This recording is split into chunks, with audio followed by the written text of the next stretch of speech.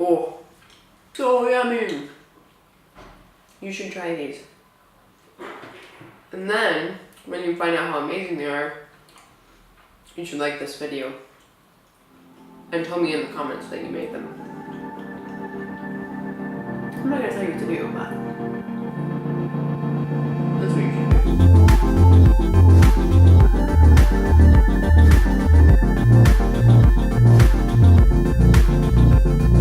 As you can see, it's morning here. I'm still in my PJs, and since the fall has arrived, I have been loving making all of the pumpkin things. I am really enjoying it. Pumpkins here are really inexpensive, but you have to buy the actual pumpkin and then roast it. And after you do that, you can scrape it out and have lovely pumpkin puree.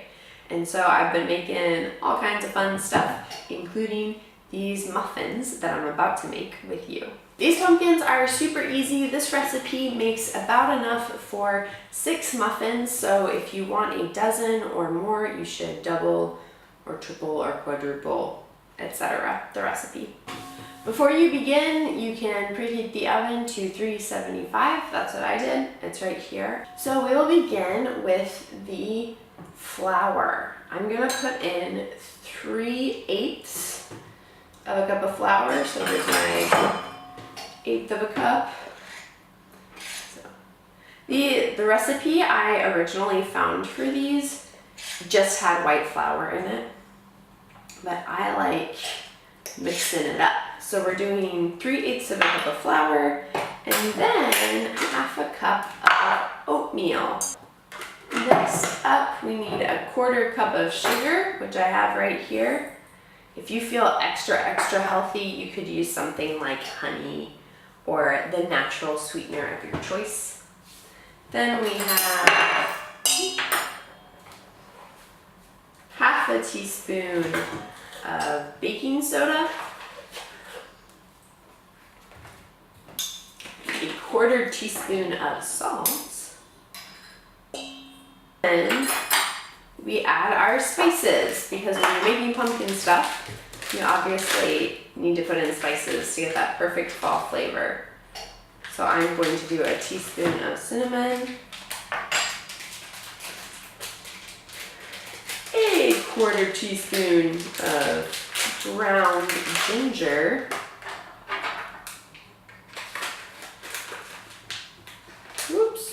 there we go, 1/4 teaspoon. And then I want 1/8 of a teaspoon of nutmeg. Let's shake it onto there. There we go. I made these earlier this week and I went totally crazy on the nutmeg, and then I regretted it because nutmeg is a pretty strong flavor. Alrighty, now we're gonna move on to our wet ingredients. So we'll start with our pumpkin. It's kind of our, there we go, our main feature here. And if you're in the States, you can probably just buy pumpkin puree. But the other route that you can go is what I did. I roasted my pumpkin after slicing it open for about an hour at 400 degrees Fahrenheit. And when I was done, the pumpkin had gone from like hard, stiff pumpkin to, you can see like this like kind of goopy, stringy texture. And that will get it to the point where you can put it in baked goods and stuff. If you want even smoother pumpkin for stuff like pumpkin spice lattes or pumpkin pie, then you can blend the pumpkin and you end up with a smoother consistency to work with. All right, there's my massive pile of pumpkin. I put in 1 cup of that. It's kind of the star of the show. They're not called pumpkin muffins for nothing. And then we will add 1 egg. And then we want 1/4 of a cup of coconut oil.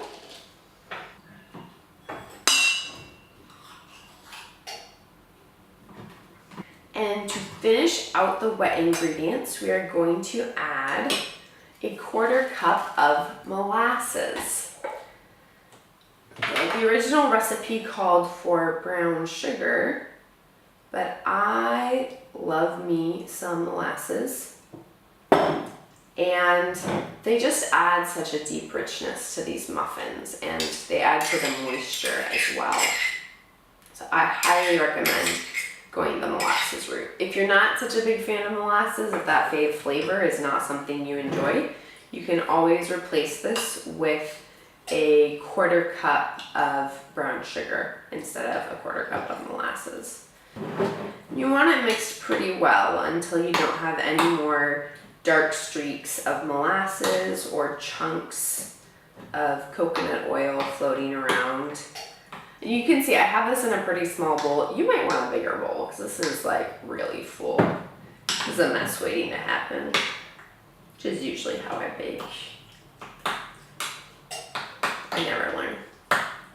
All right, there we go. We're all mixed up, mixed around, and then we just dump those in with our dry ingredients. So you want to mix up the wet and dry ingredients until they're just combined. You don't want to over stir them. This is always the advice with muffins. I think it has to do with like the air in them and not over mixing them. All right, now, pretty decent. That is good. I'm gonna take my pan,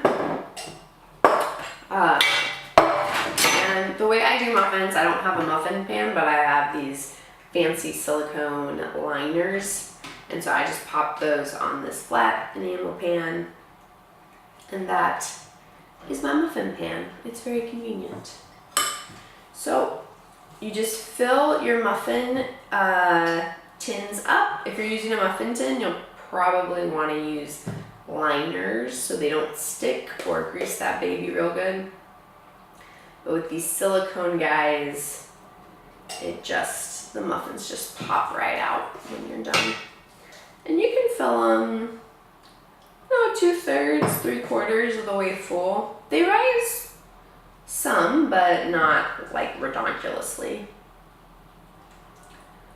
Mostly, you just know the batter divides in 6. So fill up 6 muffin tins, muffin holders, what would you call it? It's just like the individual, not the whole pan. I don't know.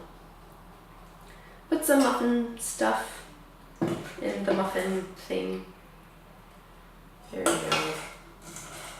These would also be so good if you want to add walnuts.